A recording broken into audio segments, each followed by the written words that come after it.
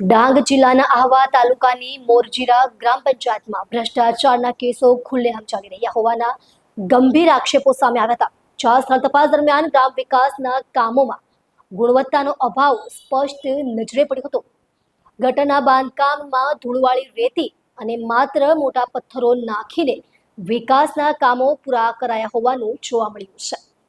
ગટરના બાંધકામમાં ધૂળવાળી રેતી અને માત્ર મોટા પથ્થરો નાખીને વિકાસના કામો પૂરા કરાયા હોવાનું જોવા મળ્યું છે. સ્થળ પર નિરીક્ષણ દરમિયાન ધૂળવાળી રેતી અને બહારથી દેખાતા મોટા પથ્થરો તેમજ અગાઉથી જો એક સાઈડે બનેલી દિવાલ સાબિત કરે છે કે કામમાં માત્ર દેખાડો કરવામાં આવ્યો છે.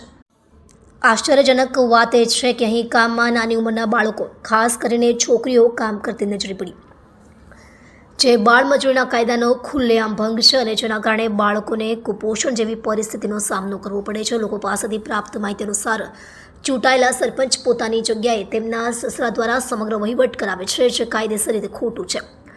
ગ્રામજનો અને જાગૃત નાગરિકો હવે માંગ કરી રહ્યા છે કે આ બાબતે તાત્કાલિક તપાસ કરે, જવાબદાર તંત્ર અને અધિકારીઓ સામે કાર્યવાહી કરવામાં આવે, જેથી ગામના વિકાસના નામે ચાલી રહેલો આ ભ્રષ્ટાચાર બંધ થાય.